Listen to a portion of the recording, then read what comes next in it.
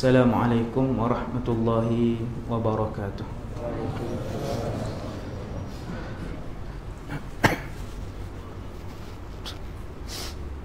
A'udzu billahi minasy syaithanir rajim.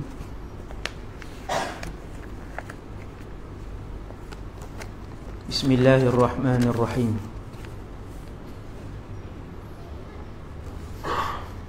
Alhamdulillahi rabbil alamin. Wassalatu wassalamu ala asyrafil anbiya'i wal mursalin wa ala alihi wa ashabihi wa man tabi'ahum bi ihsanin ila yaumiddin. Wala hawla wala quwwata illa billah al-aliyyil azim. Wala hawla wala quwwata illa billah al-aliyyil azim. Wala hawla wala quwwata illa billah al-aliyyil azim.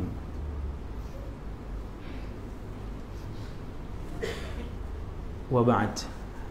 Terima kasih pada Musi. Sebelum ni ceramah tajuk apa saya? Dulu saya tajuk apa sini? Nabi Nabi Sallam. Ha? Nabi. Pengurusi surau, Tuan Imam, para bilal, jawatan kuasa, seterusnya muslimin dan muslimat yang dirahmati Allah Subhanahu wa taala sekalian. Malam ni sekali lagi saya dan kita semua akan melihat antara tanda-tanda kebesaran Allah Subhanahu wa taala dan juga tanda-tanda mukjizat Nabi Muhammad sallallahu alaihi wasallam tentang umur alam ini.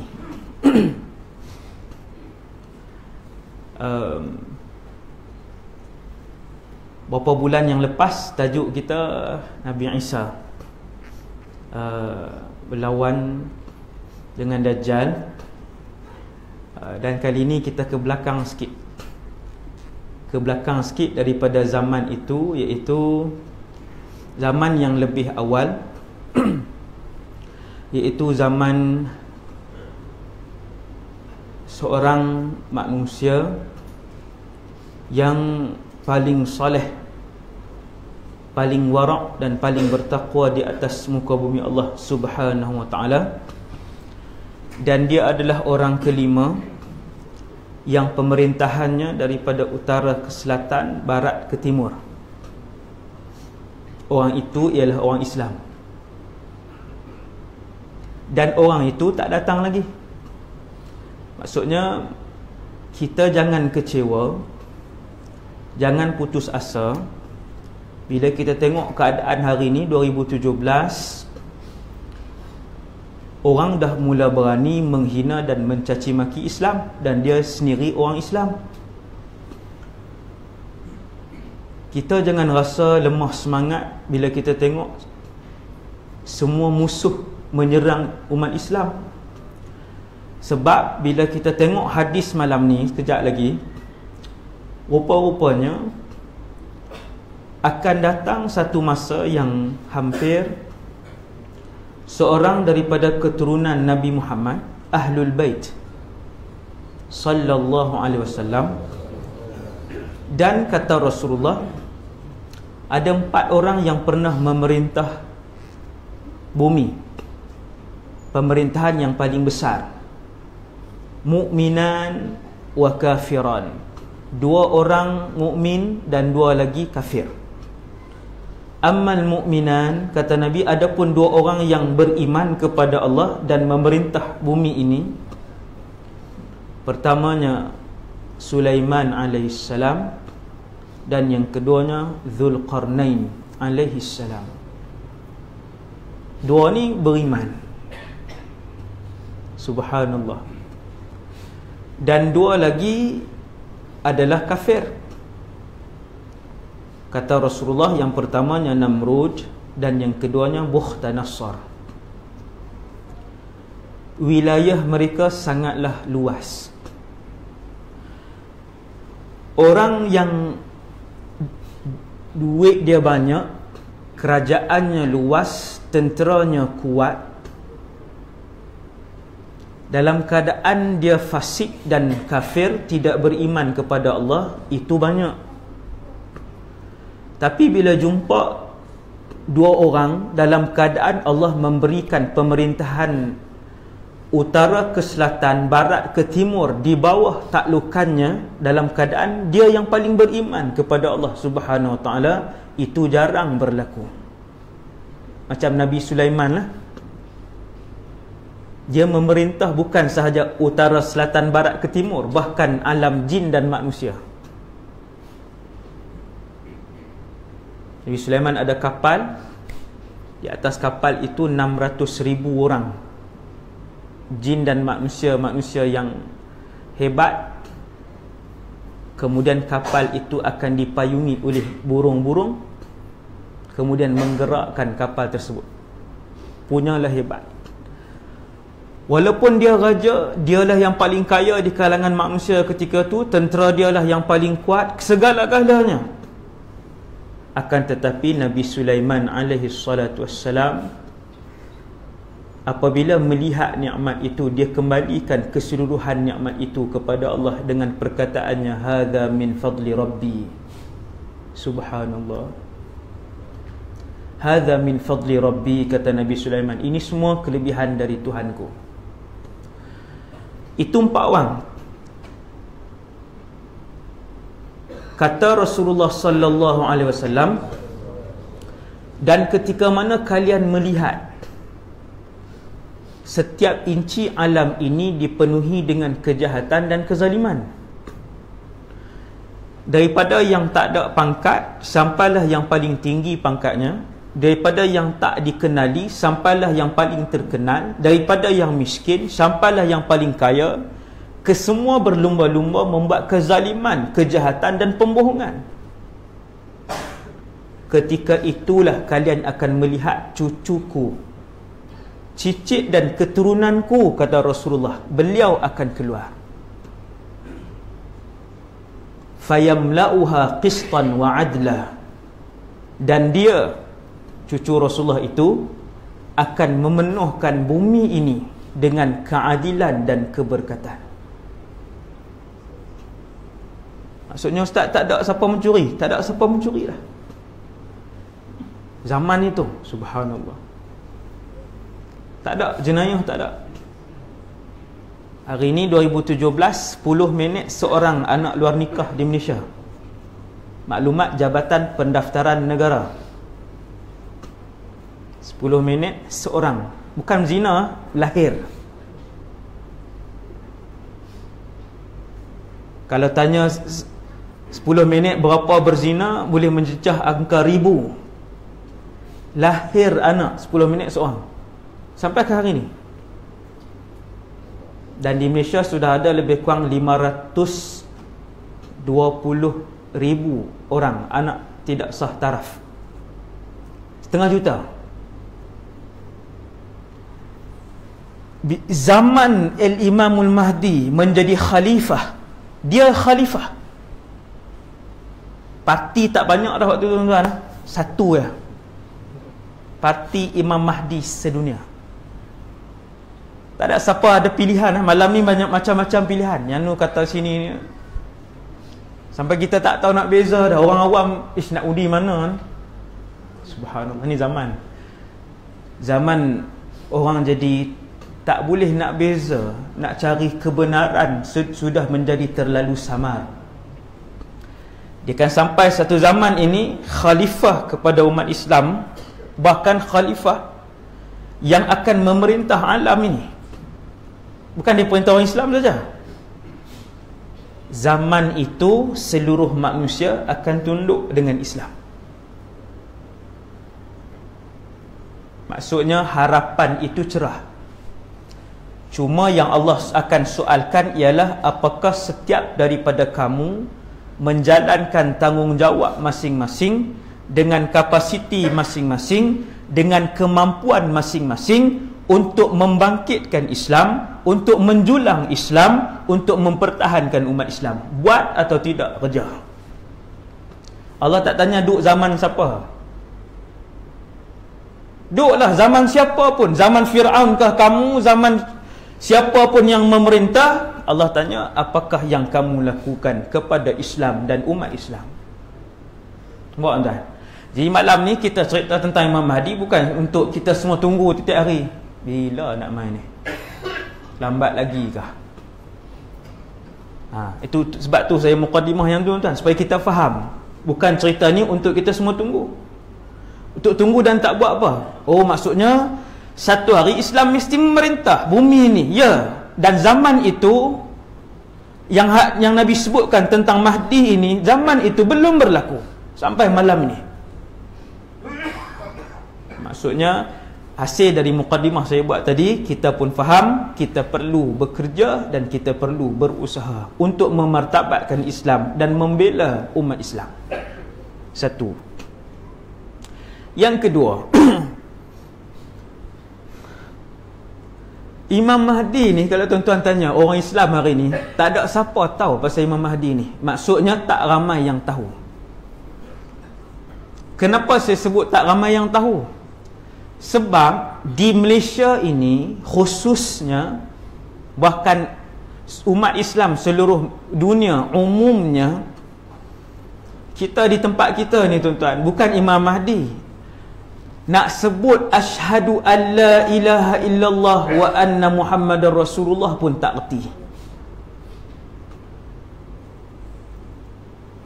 2017, yang mana yang cikgu malam ni balik try pergi tanya nanti di kelas, bukan sekolah rendah, sekolah menengah. Sekolah rendah kita kata kotlah tak baligh lagi sebagainya. Sekolah menengah, wajib setiap kelas ada wakil minimum 5 orang. Bukan tak solat, tak pandai mengucap syahadah. Anak siapa? Ini bukan Zimbabwe, bukan Senegal. Ini fakta dan statistik yang dilakukan di Malaysia. Semua kelas sekolah menengah di Malaysia mesti ada paling sikit 5 orang dan ke atas. Ada kelas 12 orang, ada kelas 5 orang, ada kelas 7 orang, dan begitulah.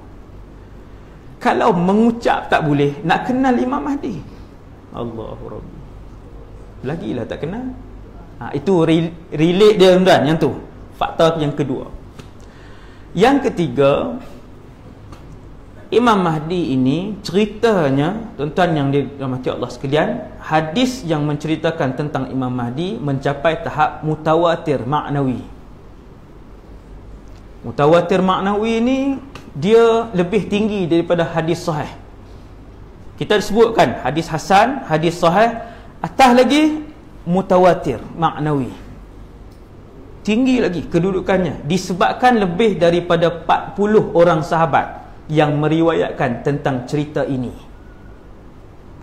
Ramainya sahabat meriwayatkan tentang kisah ini kerana kerapnya Nabi mengulang-ulang tentang kisah ini. Dan Imam Mahdi ni dia datang pada satu zaman ketika itu yang akan hidup pada zaman itu juga seorang rasul dan seorang lagi ketua kepada orang-orang jahat, ketua kepada Dajjal kecil, namanya ialah Dajjal, dan seorang lagi rasul iaitulah Nabi Isa ibn Maryam alaihi salam, Al-Imamul Mahdi dan Dajjal laknatullah. 3 benda ini adalah perkara yang mega yang akan berlaku pada akhir zaman. 3 perkara ini, 2 tanda besar kiamat, 1 tanda kecil. 2 tanda besar tu Nabi Isa dan dan juga Dajjal. 2 tanda besar. 1 yang tanda kecil ini ialah Al-Imam Muhammad ibn Abdullah Al-Mahdi. Itu namanya. Ini dia tanda kecil. Tanda besar kiamat yang nombor 1 ialah Dajjal. Nabi pun sebut, untuk kalian tengok bahawa Dajjal itu semakin hampir ialah apabila kamu melihat di sekeliling kalian itu banyak berlaku pembohongan.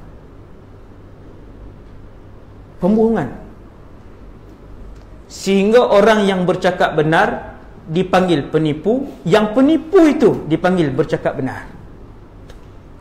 Sehingga orang yang amanah tidak diberikan jawatan, dan sehingga orang khianat diberikan jawatan, pentadbiran, pengurusan dan juga kepimpinan. Yang paling khianat dalam negara, yang tu yang diberi paling tinggi. Suasana itu, kata Rasulullah, dekat-dekat dengan kemunculan Dajjal. Ada lagi suasana tu tuan-tuan? Dah. Suasana manusia yang paling khianat, dialah yang diberikan jawatan yang paling besar, utama. Kemudian kata Rasulullah sallallahu alaihi wasallam, dekat dengan kemunculan Al-Imamul Mahdi pula ialah, tuan-tuan tengok tanda nu pun dah ada.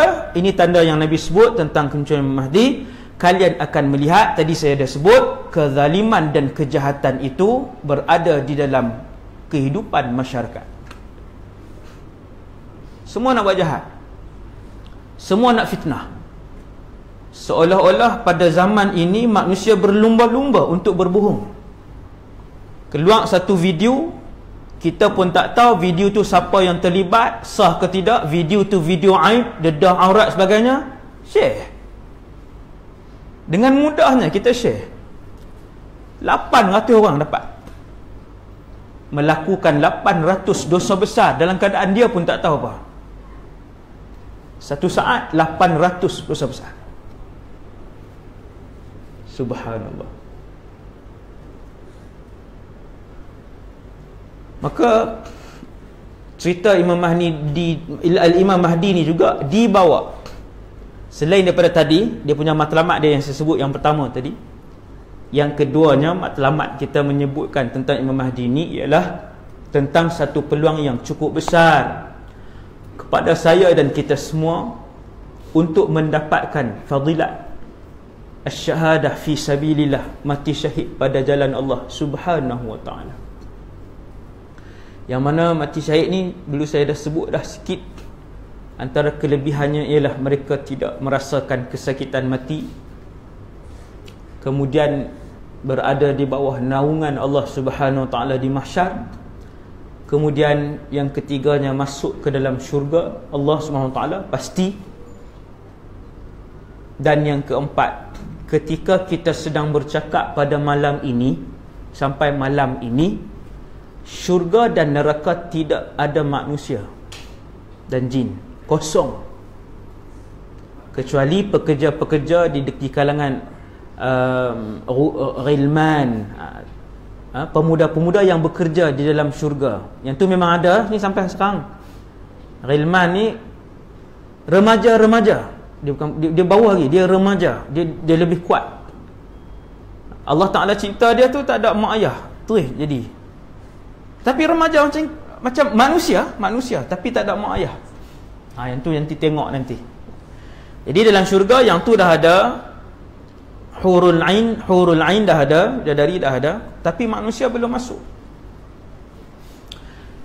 Dan di dalam syurga sampai ke malam ini, keseluruhan orang-orang yang mati syahid telah pun bersiar-siar di dalam syurga Allah Subhanahu wa taala. Mati syahid sahaja.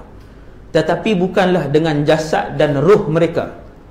Mereka bersiar-siar, kata Rasulullah sallallahu alaihi wasallam, setiap yang mati syahid ruh mereka akan dimasukkan ke dalam jasad dan tubuh burung-burung yang berwarna hijau. Lalu burung ini berterbangan ke mana sahaja yang dikehendaki oleh ruh yang mati syahid itu untuk bersiar-siar di dalam syurga Allah. Duduk dalam syurga dah, mati syahid. Dan setiap hari orang yang mati syahid ini mempunyai permintaan kepada Allah, iaitulah, ya Allah, kembalikan kami ke dunia untuk sekali lagi kami mati syahid. Dan yang kedua, kami nak bagi tahu kepada rakan-rakan dan anak-anak kami tentang besarnya kedudukan yang kau berikan kepada orang yang mati syahid. Kita ingat mati syahid ni dah selesai. Dulu saya kecil-kecil pun saya tak pernah jumpa hadis ni. Dan guru-guru pun tak pernah cerita tentang ni, tak sampai lagi. No? Kita ingat era mati syahid ni dah berakhir, kan? Habislah, tak ada dah peluang. Rupa-rupanya mati syahid yang berjihad ni peluangnya sangat besar, iaitulah pada zaman munculnya Imam Mahdi ni. Bahkan bukan sahaja mati syahid, perang yang akan berlaku pada zaman itu, kata Rasulullah, adalah satu peperangan yang paling besar dalam sejarah manusia. Ni yang kita nak cerita ni. Tuan sekalian. Jadi Imam Mahdi ni ramai orang mengaku Imam Mahdi palsu sangat banyak. Saya pernah buka YouTube dan tengok Imam Mahdi dalam majlis Dr. Zakir Naik ke ataupun anak murid dia, tiba-tiba bangun seorang Imam Mahdi, kan? Dia pun mengaku. Banyak tuan-tuan dalam sejarah Islam 1200 tahun ni, ratusan yang mengaku. Di Malaysia ada tak Imam Mahdi? Di Malaysia Nabi ada lah, Rasul, Tuhan, hantu. Jadi Imam Mahdi ni belum, orang Malaysia tak sampai lagi, tak ada maklumat rasanya. Sebab tu tak mengaku lagi.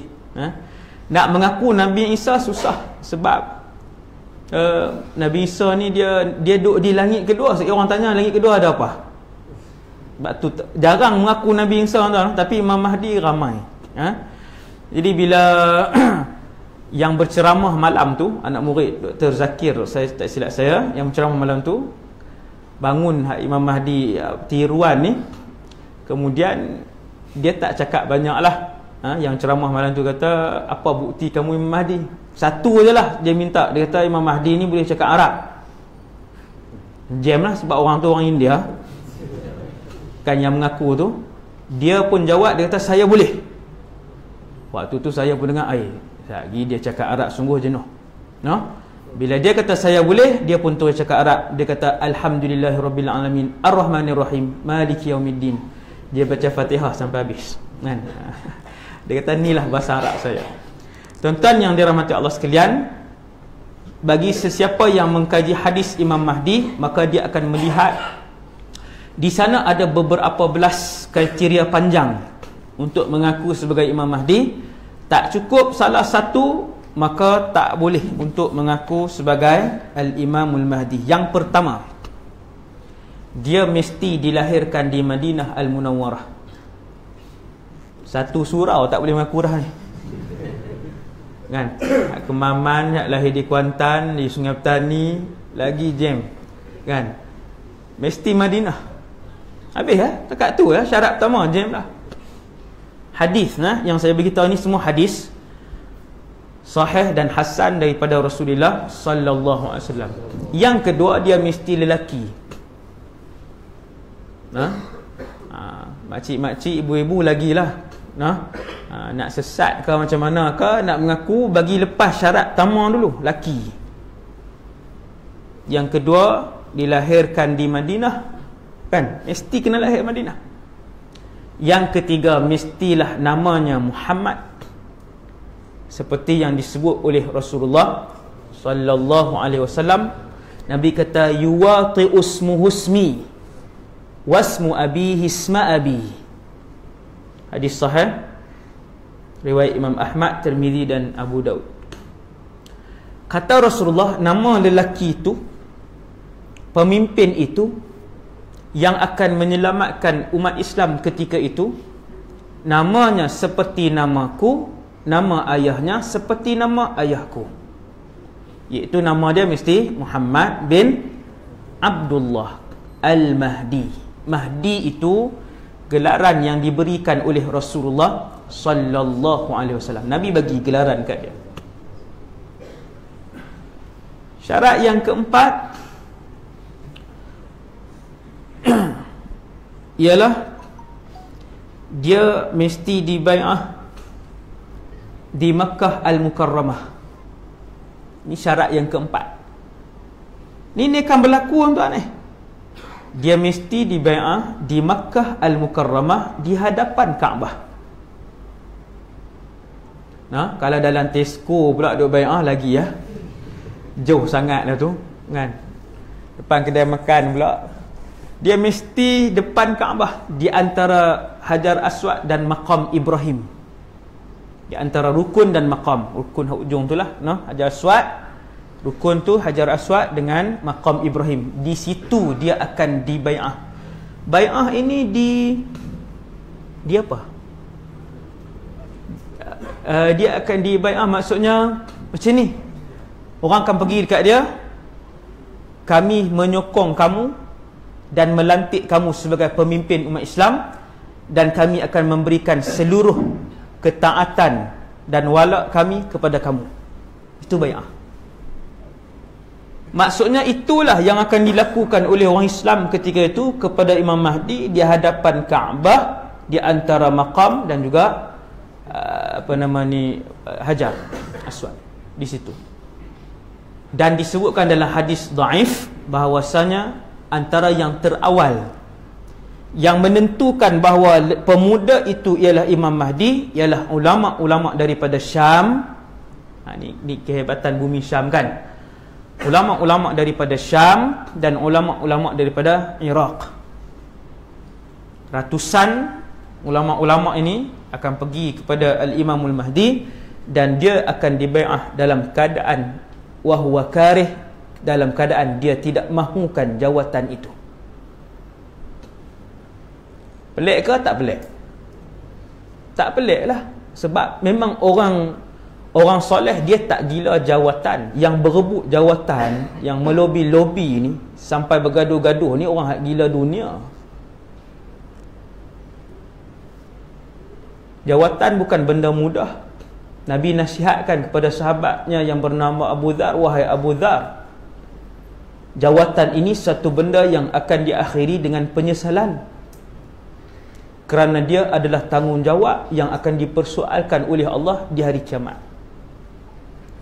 Dengan sebab itu sahabat berlari-lari daripada jawatan, bersumpah-sumpah untuk tolak jawatan, walaupun jawatan ketika itu tambahan pula pada zaman Sayyidina Umar, Uthman dan Ali, yang mana hampir 1/4 dunia di bawah kerajaan Islam. Bukan perintah Malaysia. 1/4 dunia. Tuan-tuan bayang kekayaan waktu tu. Kekayaan. Bagaimana tentera Islam memindahkan kekayaan kerajaan Rom ke Madinah.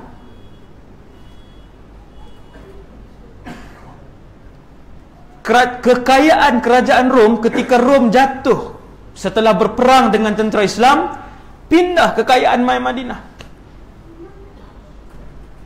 Sebentuk cincin yang tertinggal dalam poket pejuang Islam, sebentuk itu dikembalikan kerana tingginya amanah orang Islam ketika itu. Padahal kalau diambil sebentuk tu, ada berapa ratus ribu bentuk cincin emas lagi. Kekayaan kerajaan terbesar dunia ketika itu. Subhanallah.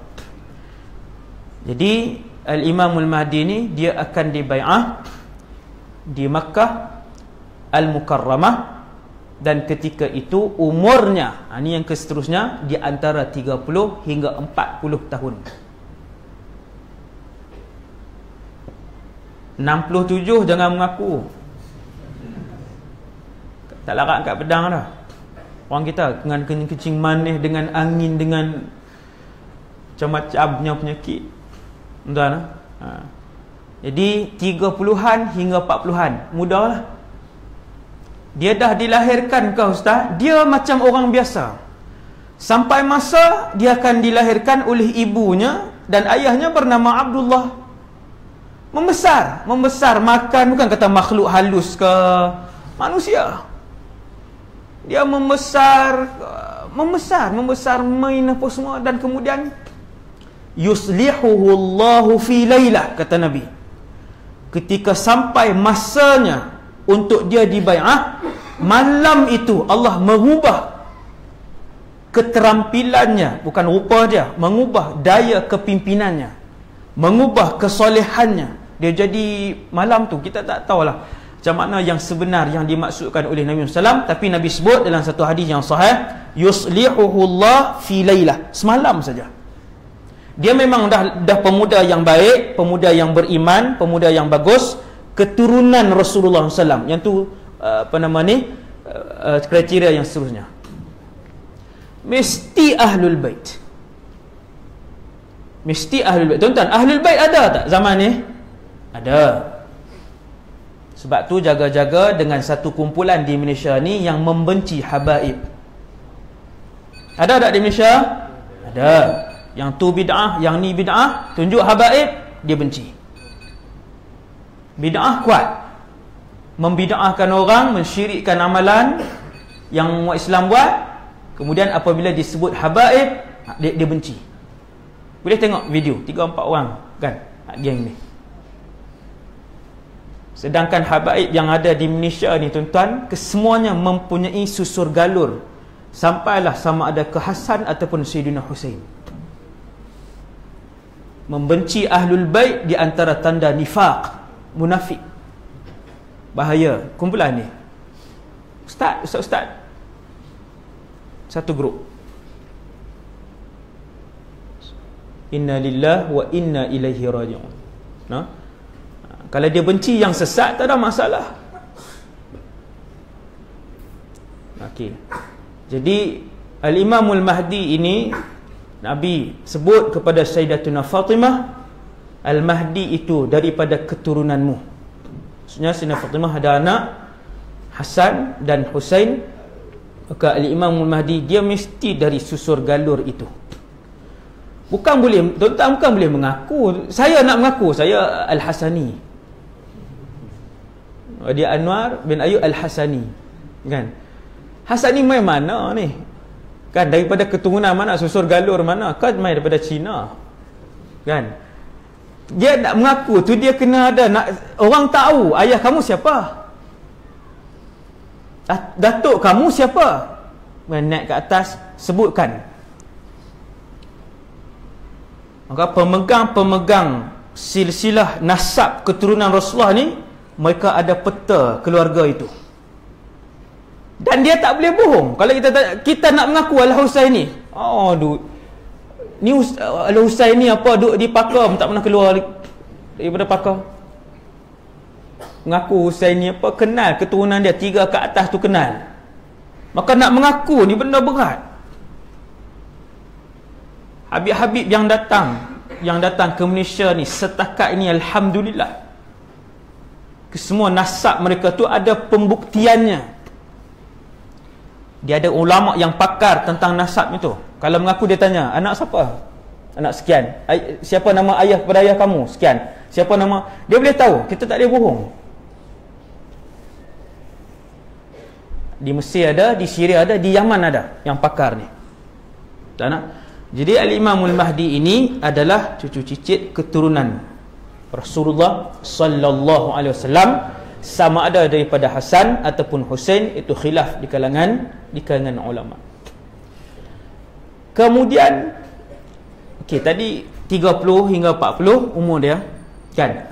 Bukan 12 tahun, bukan 18 tahun. Tu banyak tu kriteria tu, 7 8 dah tu.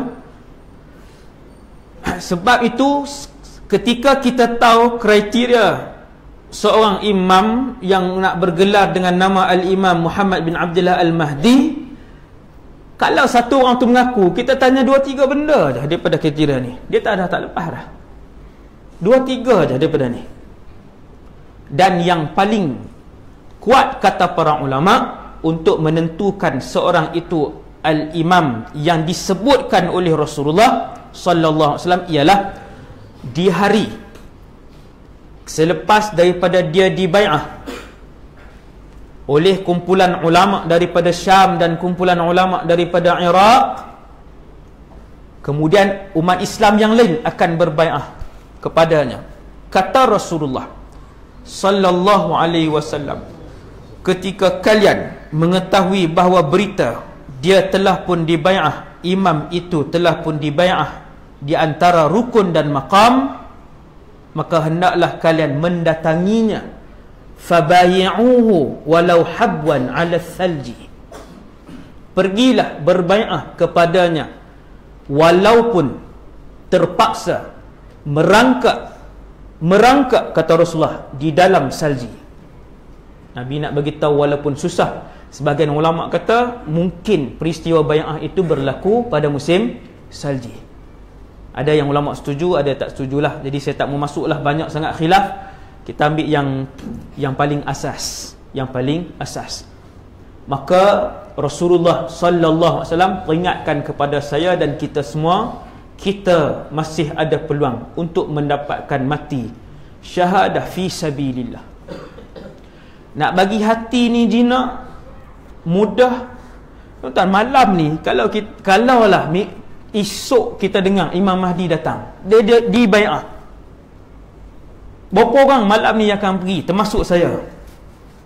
Berapa orang yang akan pergi menyahut seruan Rasulullah, mendapatkan peluang hebat ni, duduk bersama dengan manusia yang paling warak dan paling taqwa di atas muka bumi Allah, bersama-sama berjuang dan kemudian bersama-sama menikmati pemerintahan Islam ketika itu?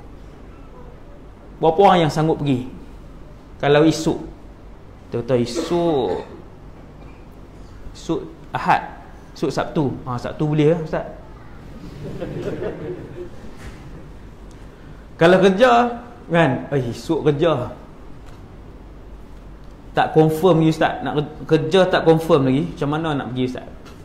Soalan yang datang, anak 6 orang Ustaz, semua sekolah lagi.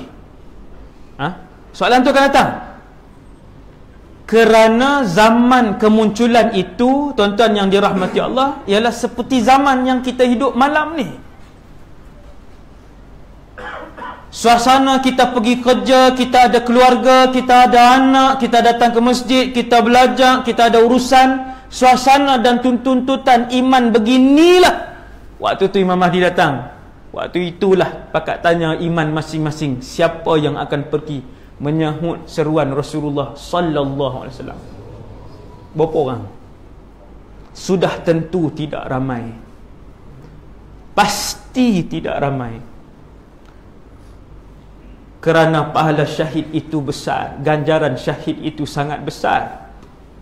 Sebab tu tak ramai akan berjaya untuk mendapatkan ganjaran syahid itu. Mesti tak ramai. Malam ni saja kita fikir, bukan sejam ni, yang seminit ni pun kita duk fikir macam-macam dah. Rumah tak habis lagi, kereta dah lah baru keluar bulan lepas baru. Macam mana nak pergi, dia kata. Cucu seorang pun tak ada tengok lagi. Anak sulung baru masuk universiti. Macam mana nak pergi?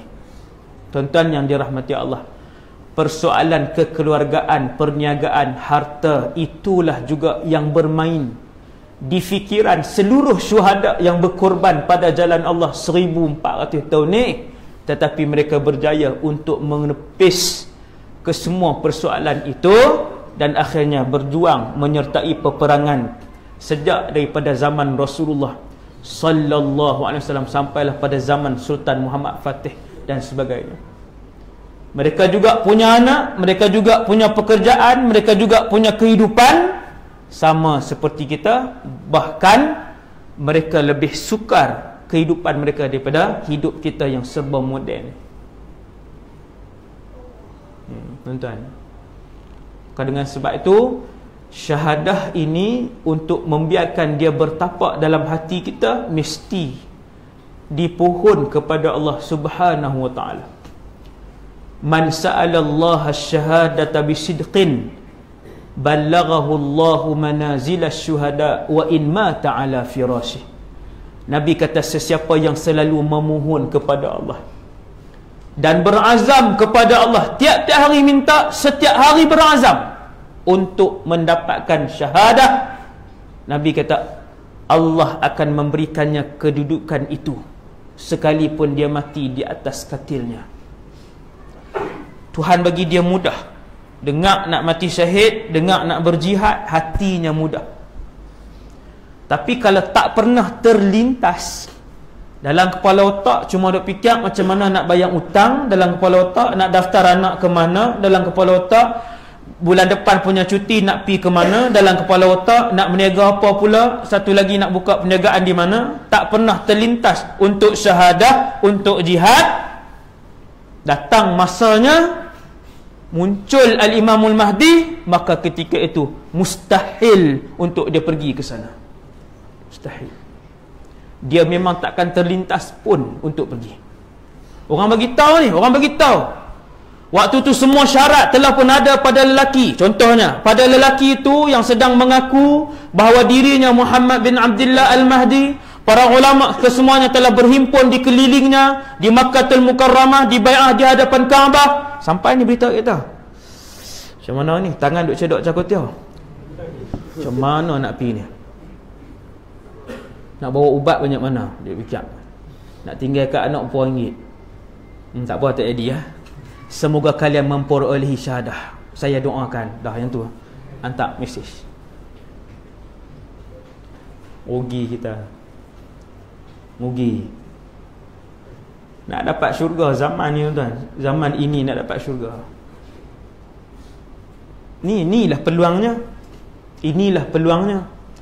Tuan-tuan tengok bila Nabi sebut tanda dekat, tanda-tanda bahawa dekat kemunculan Dajjal, tanda-tanda bahawa dekat kemunculan Mahdi, semua tanda tu dekat. Dah ada pun dalam masyarakat Islam. Tanda yang Nabi sebut, Nabi kata kalian nak tahu dekatnya kemunculan Mahdi, kalian nak tahu dekatnya kemunculan Dajjal, itu tandanya. Telah berlaku yang pertama, telah berlaku yang kedua, telah berlaku yang ketiga. Dengan jelas. Tak ada khilaf. Berlaku tanda itu, tidak ada khilaf di kalangan ulama akhir zaman yang menghuraikan hadis ini. Ulama tak khilaf, oh ini mungkin ini tak. Dia bila tanda itu dah berlaku, maka kita tak tahu nah secara tepat tahun berapa dan sebagainya, kita tak tahu. Cumanya kita dapat tahu bahawasanya ianya dekat. Kan? Dekat tu berapa? Wallahu a'lam. Itu jawapan yang paling selamat sekali. Allahu a'lam. Tanda yang paling kuat bahawa itu ialah Imam Mahdi, kata Rasulullah, ialah apabila dia dibai'ah, maka ketika itu akan keluar satu kelompok tentera daripada Syam. Syam juga, tapi yang ni tentera jahat. Tentera itu dipanggil oleh Rasulullah Jaish As-Sufyani. Mana tentera Sufyani? Wallahu a'lam. Para ulama banyak mengeluarkan pendapat. Tak apa kita sebut. Yang pasti tentera jahat tu datang daripada Syria. Hari ini antara presiden, antara yang paling jahat dalam dunia ni Bashar al-Assad. Membunuh lebih daripada 300, lebih daripada 400,000 rakyat dia sendiri. Bashar al-Assad. Lebih daripada 2 juta, lebih dari 3 juta rakyat dia yang telah keluar. Penuh sana dan sini. Wallahu alam. Saya tak kata yang tu tentera yang akan keluar daripada Syam. Kata Rasulullah, tentera itu akan keluar daripada Syam, kemudian akan menyerang Makkah Al-Mukarramah. Fa idza kanu bi bayda'a min al-ard khusifat bi awwalihim wa akhirihim.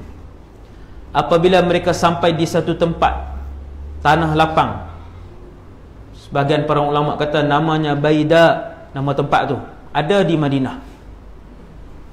Ni Syam, ujung sekali Palestin, Syria, Jordan, habis dah bang. Madinah di sini, Madinah, sini Mekah. Mekah hujung. Ni Madinah, ni Mekah. Bila Nabi sebut Imam Mahdi ni dibai'ah di Mekah, di sini. Syam mana? Syam, sini Syam. Jordan, Syria dan Palestin. Jordan, Syria dan Palestin, ini semua Syam. Dan tentera itu disebutkan oleh para ulama daripada Syria, daripada sini, daripada Syam ni. Sebab hari ni Syam, kalau sebut bumi Syam, maka dia merujuk kepada sini, Syria. Palestin, Syria, Jordan, Madinah, Mekah. Tentera itu akan keluar daripada sini. Bila tentera ni dia dengar kata di Mekah Al-Mahdi dibai'ah, umat Islam sedang berkumpul di kota Mekah membai'ah Imam Mahdi, dengan lajunya makin ramai, terbentuk satu pasukan, keluarlah tentera ni, siap keluar dengan senjata dan tentera. Apabila sampai di Baida, Jordan sini, Baida ni di Madinah, ada satu tempat nama Baida di sini. Apabila sampai di sini, di satu tempat yang bernama Baida, tanah itu terbuka.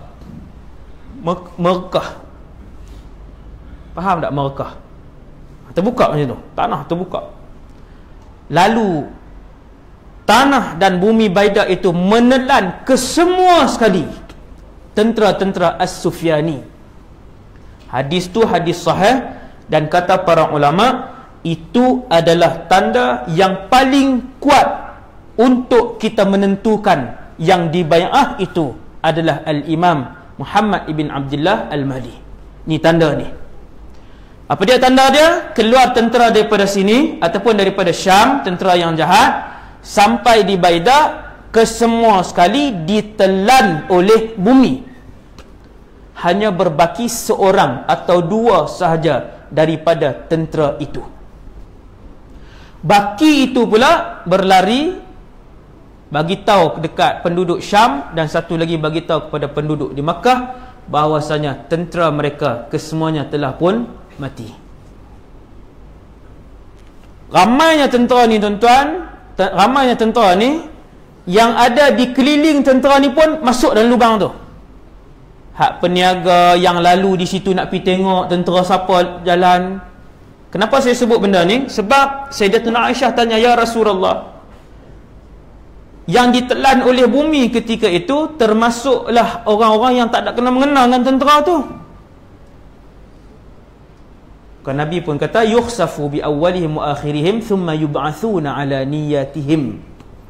Ya wahai Aisyah, semua ditelan, dan nanti di padang mahsyar mereka akan dibangkitkan mengikut niat mereka. Ada yang tak ada kena mengena, maka dia akan dibangkitkan dengan niat hanya lalu saja, nak tengok saja, ataupun yang berniaga di situ saja, di kawasan tu dia berniaga, tentera lalu, telan sekali dengan dia sekali, masuk ke dalam tu. Jadi ulama bila baca hadis tu, hadis yang tentera As-Sufyani akan ditelan di tempat tu, antara faedah yang dikeluarkan oleh ulama ialah jangan berada dekat dan mencampuri dengan orang-orang yang dilaknat oleh Allah Subhanahu wa ta'ala dan orang-orang yang zalim. Jangan duduk dekat dengan mereka. Sebab dia main bala, kena semua sekali. Jadi selesai. Habis tentera ni pun kena telan. Selesai semua tu. Alhamdulillah. Tapi belum habis lagi dia punya cerita dia. Apa berlaku? Orang pun mula membai'ah. Semua kita di kalangan yang membai'ah dan menjadi seseorang daripada pasukan tentera terhebat di dunia itu. Bai'ah, kemudian Al-Imam Mahdi pun keluar daripada bumi Mekah bawa pengikut-pengikut ni. Seluruh dunia lah tuan-tuan, seluruh dunia. Kalau tuan-tuan tanya, ustaz, waktu tu teknologi macam ni ke ataupun tak ada semua teknologi ni? Wallahu a'lam. Wallahu a'lam. Tak tahu, kita tak tahu apakah kesemua teknologi ni akan kekal. Kipas, lampu, satelit, internet, handphone kekal ke? Roket, jet, kapal terbang semua tu, ataupun kesemuanya terbatal dan rosak dan manusia kembali kepada peralatan lama dan sistem lama? Wallahu a'lam. Sekali kita tengok ada beberapa petunjuk. Ada beberapa petunjuk. Jadi dia pun bawa keluar tentera tadi menuju dan berperang, meneruskan sesi peperangan Tuan-tuan tengok ni perjalanan dia. Waktu tu kalaulah selepas 5 tahun, selepas 9 tahun berlaku peristiwa itu, kita akan teringat perjalanan yang saya cerita pada malam ni. Imam Mahdi akan bawa tentera-tentera, pengikut-pengikutnya membai'ah ni bergerak daripada Mekah menuju ke Palestin ataupun ke Syam, ke Baitul Maqdis, dan berperang di sana. Dan pada ketika itulah sekali lagi insya-Allah Baitul Maqdis akan ditawan oleh umat Islam. Zaman tu, tuan-tuan, punya seronok zaman tu. Tapi nak kena tahan. Nak kena tahan. Tahan dari segi apa? Pi berperang, tuan, bukan pi tengok orang lawan bola final. No? Nak beli tiket tidur 2 hari depan stadium. Subhanallah, tingginya semangat juang membeli tiket final. No? Kedah lawan Johor lah baru ni. Subhanallah, saya tengok sedih, berhari pasang kemah, bergaduh-gaduh.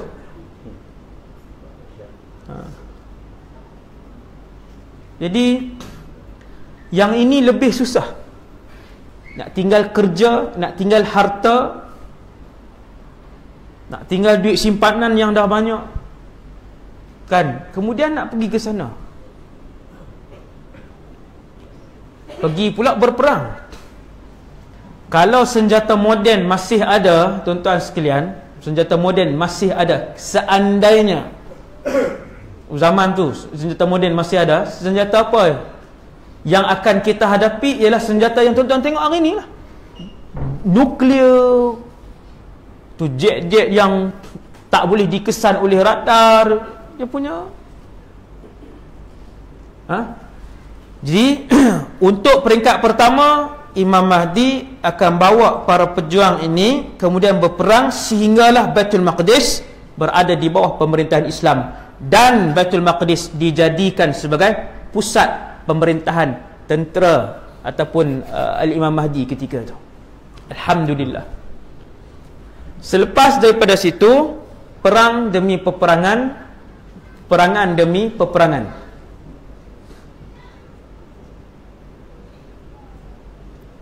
Sehingga berlaku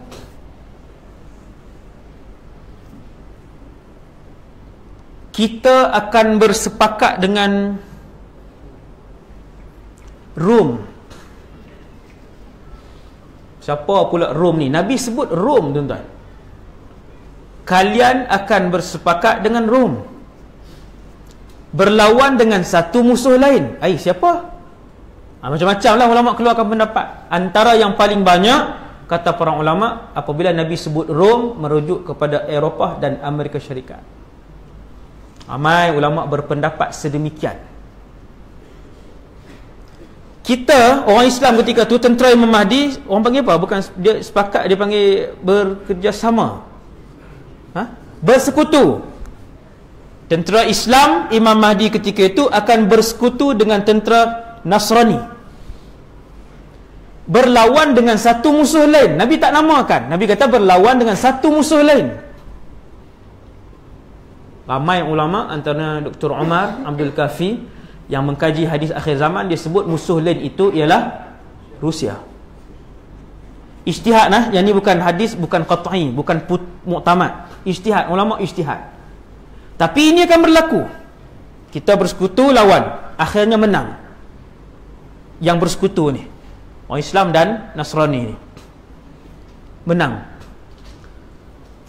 Kemudian setelah menang, orang Nasrani pun sebut bahawasanya yang memenangkan kita ialah salib ini.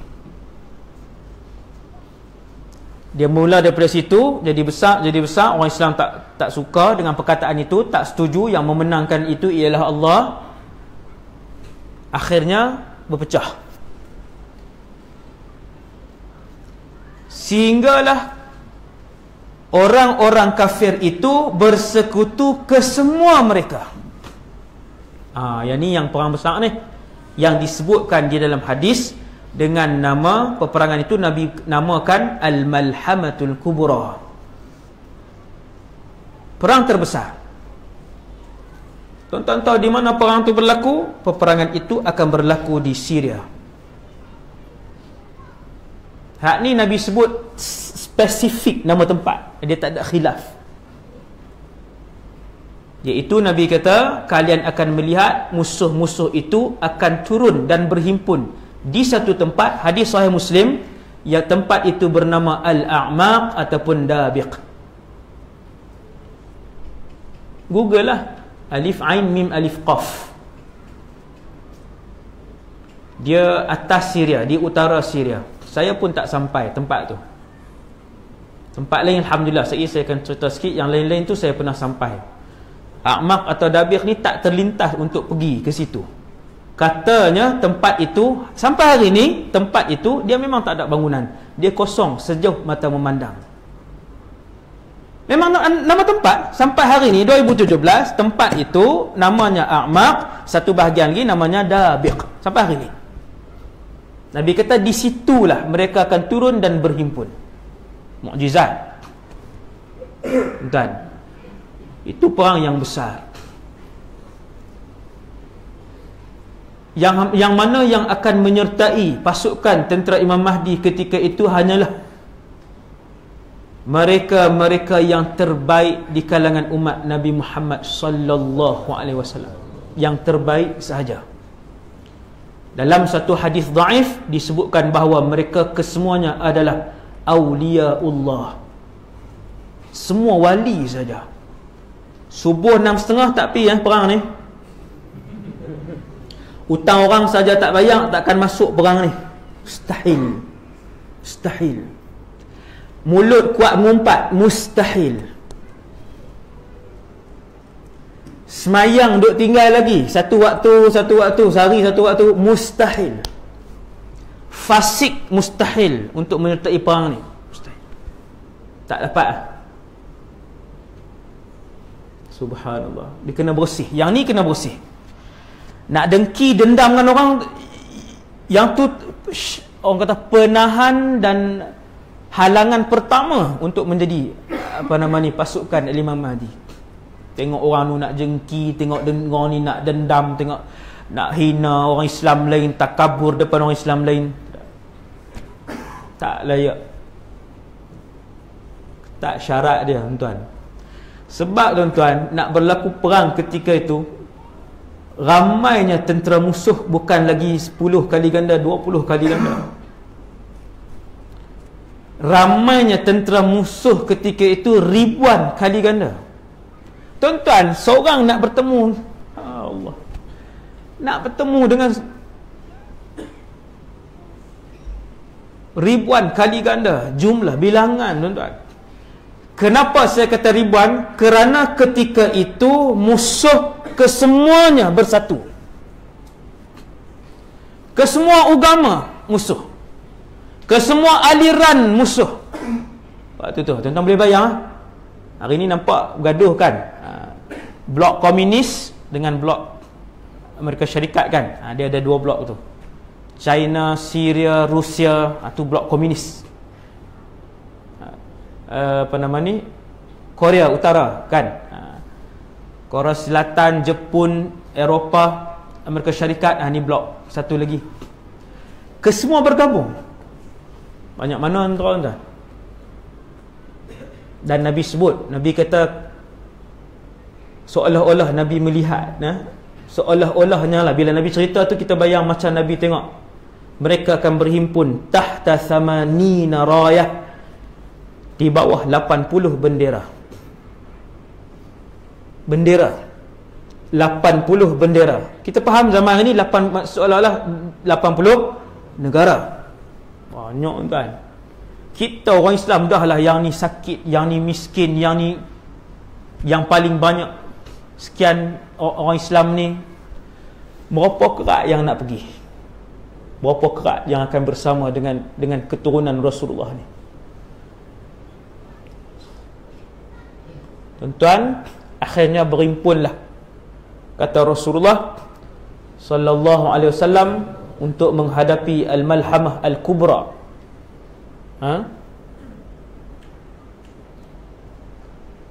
Nabi sebut dalam hadis itu bahawasanya ketika berlaku peperangan itu, waktu berlaku perang tu tuan-tuan, burung yang melintasi kawasan itu jatuh kematian.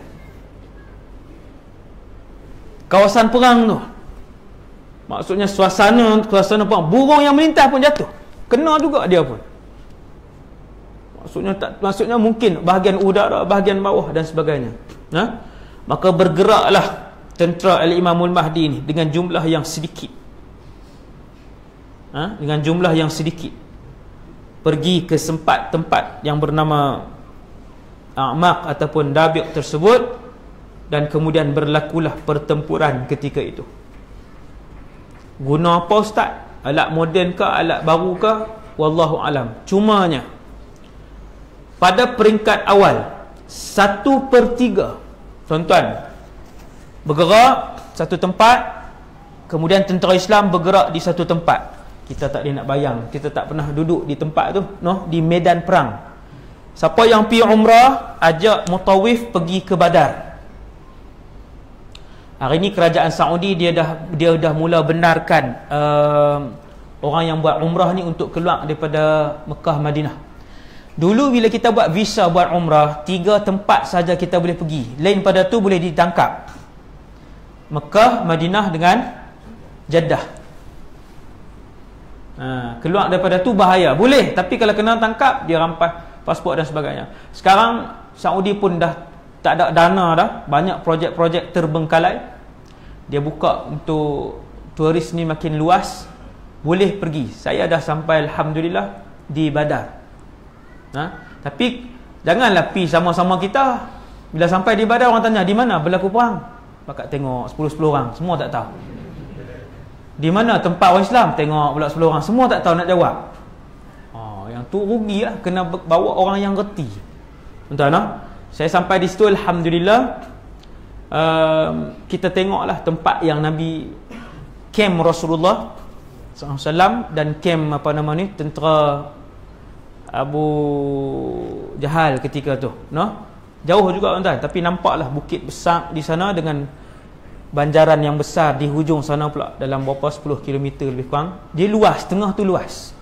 Ada pekan kecil je di situ, di mana didirikan kemah Rasulullah. Di situ dah ada Masjid Arish, nama tempat tu. Al-Udwatul Quswa, Al-Udwatul Dunya, di mana berlaku pertempuran, di mana macam itulah. Baru kita boleh bayangkan. Dia bila berlaku perang ni, kita boleh tengok kekuatan musuh daripada jauh. Tengok. Maka dalam peperangan Al-Malhamatul Kubra, Al-Malhamatul Kubra ni, dalam peperangan ini, apabila sampai sahaja di tempat untuk bertempur itu, tentera Al-Mahdi yang Imam Mahdi bawa peringkat awal ini 1/3 tarik diri. Tak dan perang lagi, baru tengok, baru lihat kekuatan dan kuantiti musuh. Tuan-tuan bayang, seorang berdiri depan banyak ni, nak buka silat apa? Silat pulut je yang ada waktu tu. Hak lain semua simpan, tak boleh keluar. Nak buka silat apa? Satu orang banyak ni. Fayanhazimus thuluthul awal, kata Rasulullah. 1/3 tarik diri. Subhanallah. La yatubullahu alaihim abada. Allah tak terima taubat mereka. Bahaya hak nak pis. Yang ni grup ni yang pergi berperang dan menyertai atas dasar apa? Semangat saja.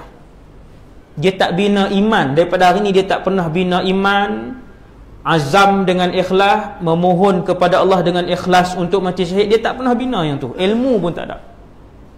Pergi dengan semangat. Ini bahaya. Pergi dengan semangat, tengok-tengok hilang semangat. Hilang semangat, dia pun balik. Sebab dia pergi dengan semangat.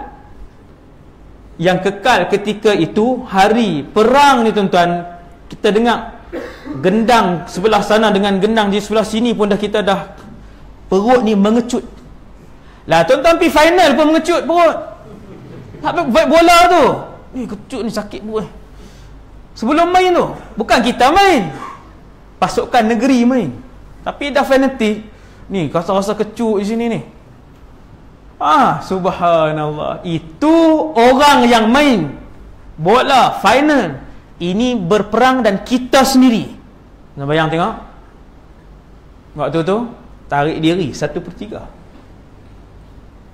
Kemudian bermula pertempuran, syahid 1/3 lagi. Tinggal 1/3 saja. Kata Nabi SAW, 1/3 itulah yang kekal sehinggalah mereka berjaya menewaskan pasukan musuh. Allahu Akbar. Kalah tuan, musuh kalah. Dalam satu hadis sahih menyebutkan mereka itu kesemuanya adalah awliyaullah. Kesemua sekali mempunyai karamah. Kesemua sekali jenis semayang berjemaah 5 waktu. Kesemuanya adalah pendiri-pendiri qiyamul lail. Kesemuanya yang hati mereka tidak ada dendam dan hasad kepada mana-mana muslim yang lain. Yang menang tu. Dan Nabi juga puji yang mati syahid yang 1/3 itu juga, mereka juga syuhada yang mempunyai kedudukan yang tinggi di sisi Allah Subhanahu wa taala, insya-Allah. Ketika mana ghanimah dibahagi-bahagikan. Ni hadis panjang. Ghanimah ni harta rampasan perang. Banyaklah tuan-tuan. Bukan 2 buah negara tuan, bukan 2 buah negara. 80 rayah. 80 bendera. Lebih kurang, wallahu alam, 80 negara. Masing-masing bawa macam-macam kelengkapan. Pelbagai kelengkapan. Akhirnya dibahagi-bahagikan. Ketika dibahagi-bahagikan itulah, bahagi-bahagi ghanimah tadi ni,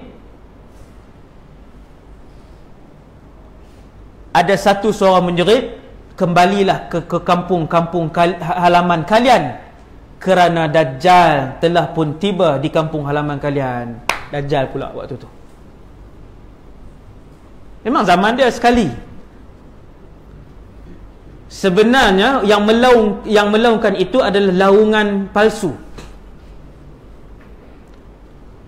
Memang Dajjal telah pun ada, tetapi laungan itu adalah laungan palsu. Tahu tak? Ketika itu Imam Mahdi dihantar 10 orang penunggang kuda terbaik kalangan umat Islam, yang paling ramai menganggotai tentera Imam Mahdi itu ialah tentera-tentera daripada Ahlil Madinah, bukan Madinah Munawwarah. Dalam hadis Sahih Muslim tu, hadis A'maq, hadis Dabiq itu, Nabi sebut daripada Madinah. Kesemua ulama menyebutkan yang dimaksudkan dengan Madinah itu ialah Syam, Mujahidin Syria. Hebat tuan-tuan, Mujahidin Syam sangat hebat. Mereka lah pasukan Mujahidin terbaik yang menganggotai tentera Al-Imam Muhammad ibn Abdullah Al-Mahdi. Terbaik. Yang lain-lain tu kita lah, insya-Allah. Tak berani sebut insya-Allah. Tak apa Ustaz pergi Ustaz, kami sokong. Wallahu alam. Jadi daripada Syam, daripada Syam. Dan dalam hadis yang lain, hadis tentang fadilat ataupun kelebihan bumi Syam, Nabi pun sebut, sesungguhnya apabila berlaku malahim, perang tadi, Allah Subhanahu Wa Taala akan menghantar satu pasukan terhebat daripada Madinah, iaitulah Syam. Dan ketika itu ada satu bandar yang umat Islam berlindung di kota tersebut. Kota itu namanya Dimashq. Yang ni Nabi sebut terang. Kota itu bernama Dimashq. Sebab tu bila sebut pusat pemerintahan tadi, saya sebutkan Syria dan juga Palestin. Sebab Nabi sebut Dimashq dan Baitul Maqdis, dua kota ini, Dimashq dan Baitul Maqdis. Kata Rasulullah, tempat berlindung ramai orang Islam di satu kota namanya Dimashq, dan pusat pentadbiran mereka adalah di pinggir kota Dimashq. Tempat itu sekali lagi Nabi sebut Spesifik juga Nabi kata di satu daerah namanya Ghutah. Yang ni saya dah sampai. Saya belajar di Dimash 7 tahun dalam kota Dimash. Alhamdulillah, kota yang sangat barakah, dirasai keberkatannya, sehingga saya bila duduk lama di situ mencari-cari doa yang tidak dimakbulkan oleh Allah sepanjang berada di situ. Saya duduk tengok apa doa yang Allah tak makbul lagi. Kesemuanya punya barakah bumi itu, tuan-tuan. Sampailah saya pernah memohon satu benda yang mustahil dari segi adat, iaitu untuk bawa ibu dan ayah mengerjakan haji daripada bumi Syam. Bukan tawaf di Syria, pergi melalui situ. Tapi itulah permintaan saya, dan permintaan itu dimakbulkan oleh Allah. Bumi Syam ni memang siapa masuk dia boleh rasa kelainannya. Semua student tahu, bahkan student daripada Mesir ke, daripada Jordan ke, Jordan, bahkan daripada Jordan, bila masuk je sempadan Syam dah rasa lain. Aura barakah tu lain. Siapa saja, kita bawa turis pun daripada Malaysia pergi ke sana, bila masuk Jordan dah rasa lain. Masuk balik Syam rasa lain, keberkatannya tinggi. Tempat menjadi pusat pemerintahan Imam Mahdi dan Nabi Isa di situ. Nabi Isa nak turun pun di situ. Kem tentera Islam yang terkuat juga di Syam, di Dimash dan juga di Ghutah. Ghutah ni pinggir kota Damsyik. Saya ada keluarga angkat di situ dan selalu saya pergi di situ. Tanah lapang lah, banyak bangunan sikit-sikit saja, tuan-tuan, di situ. Nama Ghutah. Jadi bila menjerit laungan palsu tadi, Dajjal telah keluar. Memang waktu tu memang zaman yang Dajjal akan keluar, sangat hampir. Sangat hampir. Maka orang ketika itu, umat Islam melepaskan ghanimah daripada tangan mereka, harta rampasan perang. Ketika itulah harta rampasan perang tidak diendahkan. Sebab apa? Sebab masing-masing takut. Bukan takut kat Dajjal, risau dengan iman anak dan isteri dan ahli keluarga di kampung masing-masing. Maka waktu itu diutuskan seramai 10 orang penunggang kuda terbaik pada zaman itu, kata Rasulullah. Nabi sebut penunggang kuda. Adakah Nabi sebut penunggang kuda tu kiasan kepada kepantasan? Tidak.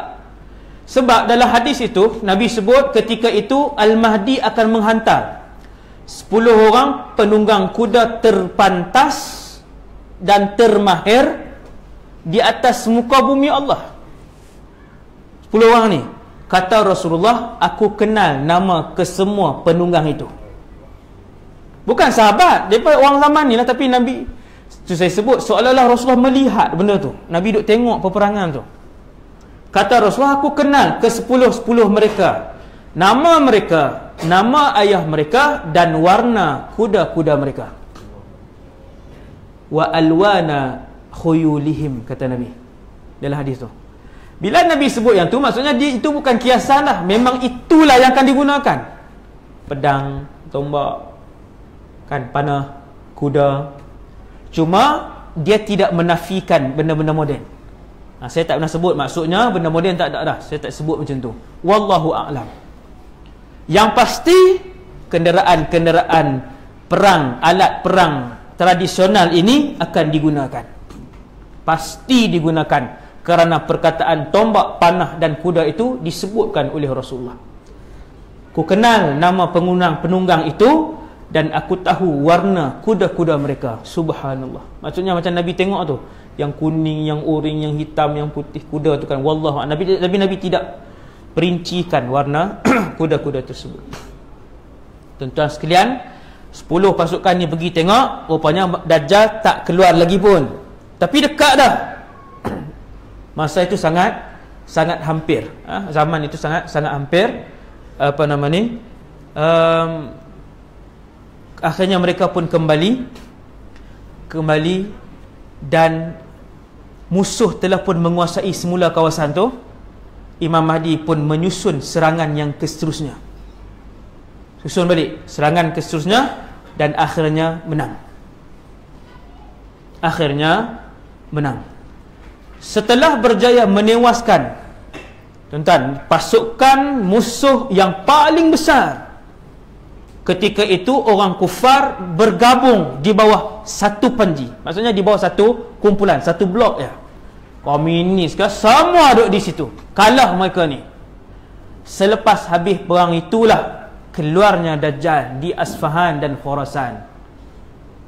Ni cerita keluar ni. Saya cerita sikit, boleh ke sikit? Boleh no? 5 minit insya-Allah. 5 minit. Tuan-tuan sekalian, waktu tu keluar Dajjal. Allahu Rabbi. Sebesar-besar fitnah alam. Apabila Dajjal ni keluar, dia keluar dengan pasukannya. Dia ada pasukan perang dia. Pasukan perang kanan ada 70,000. Itu yang paling kanan. Yang paling kanan, kesemuanya Yahudi totok. Original punya Yahudi. Original ni bukan yang kahwin dengan orang Australia ke, yang Yahudi tu kahwin dapat anak. Yahudi keturunan asal. Yang jahat ni. Yang tu tentera kanan Dajjal. Dajjal pun pergi satu tempat ke satu tempat, mensyirik dan memurtadkan umat Nabi Muhammad sallallahu alaihi wasallam. Akhirnya bertembung dengan tentera Imam Mahdi, tetapi tidak dapat dikekang oleh tentera terbaik umat Islam ketika itu, walaupun tentera itu dipimpin oleh Al-Mahdi. Tak boleh lawan. Akhirnya mereka berundur satu tempat ke satu tempat, kalah di satu tempat, akhirnya berundur ke pusat pemerintahan. Di mana? Sini. Baitul Maqdis dengan Dimashq ni. Antara satu daripada dua tempat ni. Berundur ke sini. Sampailah mereka duduk di dalam satu masjid. Nabi tak sebut masjid apa, tapi Nabi sebut masjid itu di Dimashq. Tentera Imam Mahdi, yang ni saya dah sebut dah itu dalam ceramah yang lalu, saya dah sebut dah. Tentera Imam Mahdi dan para tentera akan duduk dalam masjid ni, tetap mendirikan solat walaupun perang. Dalam perang ni dia ada solat dalam keadaan berjalan, merangkak, berlari pun ada. Solat dalam peperangan tetap wajib. Mereka pun bersiap untuk solat. Dalam satu riwayat sembahyang subuh penuh mujahidin dalam masjid. Masjid mana? Wallahu a'lam. Tetapi para muhaddis yang lama dan yang kontemporari bila hurai masjid itu, mereka sebut masjid itu ialah Masjid Al-Umawi. 10 minit daripada rumah sewa saya waktu tu. Selalu kita pergi situ. Masjid tu masjid yang barakah, sangat tenang masjid tu. Ada Nabi Yahya alaihissalam, ada jasad dia, ada kepala Nabi Yahya di situ. Dalam masjid tu ditanam di bawah. Masjid itu pusat pemerintahan pada zaman Umawi, kerajaan Umayyah satu ketika dulu.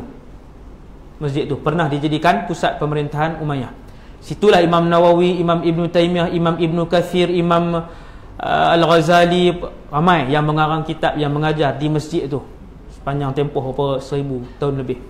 Masjid barakah. Jadi di situ mereka akan siap. Al-Imam Mahdi pun telah berada di hadapan. Saf telah diluruskan, iqamah telah pun dilaungkan. Allahu Akbar, turun Isa ibn Maryam alaihi salatu wassalam ketika itu. Sejurus Imam Mahdi mengangkat takbiratul ihram solat subuh pada hari itu, turunlah Nabi Isa. Kira Nabi Isa tuan akan turun. Yang ni satu lagi berita gembira kan, untuk umat Islam. Turun. Yang turun Nabi Isa ni malaikat, dengan rupa bentuk malaikat. Sebab Nabi sebut dalam hadis sahih tu, Nabi Isa akan meletakkan tangannya di atas sayap malaikat. Tu tuan-tuan bayang apa tu? Burung helang macam-macam kan. Saya pun teringin juga kan. Bila Nabi kata meletakkan wadi'an yadaihi ala ajnihati malakain, tu teks dia, hadis sahih tu. Nabi Isa turun dalam keadaan meletakkan sayapnya di atas dua malaikat, dan dia turun di menara putih di masjid itu di timur Damsyik. Bila ulama tengok sifat masjid itu, ulama semua sebut itulah Masjid Al-Umawi. Balik sekali tengok Masjid Al-Umawi. tulis menara Nabi Isa. Menara Nabi Isa. Dia turun di situ, kemudian Nabi Isa pun turun. Yang tak semayang lagi ni tengok di belakang, hak ni hak geng lipat kain pelekat lambat, ambil semayang lambat kan, duduk belakang ni. Hak geng awal soh depan ni semua Allahu Akbar dah. No? Ni hak main ambil semayang lambat apa semua ni. Di kumpulan ni lah nampak mereka kenal Nabiullah Isa ibn Maryam. Macam mana mereka kenal sedangkan mereka juga tak pernah lihat seumur hidup? Jawapannya ialah, kata para ulama, mujahidin ini juga terdiri daripada mereka-mereka yang belajar dan mendalami ilmu agama. Bukan pitin kosong macam tu, tak ada apa. Belajar, orang reti. Sebab sifat Nabi Isa ni disebut dengan jelas oleh Rasulullah SAW. Nabi sebut dia akan turun dengan berpakaian 2 lapis, kain jubah 2 lapis, rambutnya panjang, mukanya seperti baru keluar daripada bilik mandi, baru macam baru mandi, muka bersih, bersinar. Kemudian Imam Mahdi pun berundur ke belakang setapak. Nabi Isa tolak kembali. Kata Nabi Isa, hadis ni banyak tau, hadis bahawa Isa akan turun dan sembahyang di belakang keturunanku. Kan? Takrumatullahi li hadhil ummah, kemuliaan daripada Allah untuk umat Nabi Muhammad sallallahu alaihi wasallam. Turun seorang rasul tapi dia solat di belakang keturunan Nabi sallallahu alaihi wasallam. Dia tak jadi imam. Nabi Isa kata, Allah memuliakan umat ini, teruskan kamu menjadi imam. Dia tolak balik pelan-pelan bahu Imam Mahdi. Tolak. Habis solat, Nabi Isa berjalan. Imam Mahdi pun serahkan kepimpinan kepada Nabi Isa. Waktu tu Isra. Maksudnya ketua waktu tu Nabi Isa. Buka pintu, ada Dajjal. Lalu Dajjal pun berlarilah selaju-lajunya. Memang dia pergerakan dia pun memang laju. Dia pun berlari selaju-lajunya. Di sini Masjid Al-Umawi, Dajjal berlari ke sini, ke Palestin. Dia akan dibunuh, kata Rasulullah, oleh Nabi Isa di satu tempat yang bernama Babul Lud.